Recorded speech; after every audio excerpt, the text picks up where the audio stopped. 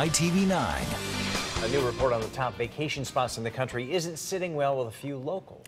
Missing from the list of one of Connecticut's top tourist destinations, Mystic, and all that community has to offer.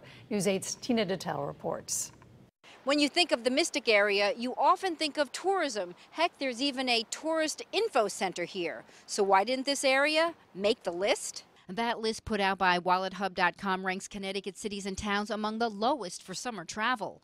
Coming in at 73 out of 80 is Hartford, West Hartford, East Hartford, while New Haven, Milford is at 79, and Bridgeport, Stamford, Norwalk is at 80. Mystic doesn't even make that list, which looked at things like costs and hassles of getting there, attractions, and weather conditions. Unless you see personally, you can't figure out how good it is. Randy Fibash, the director of the Connecticut Office of Tourism, says we respectfully disagree with the report as it favors major cities with large airports. Connecticut is a great place to visit because there are a wide range of experiences across the state. This area didn't make the list on somebody's list, but on my list, it's up there.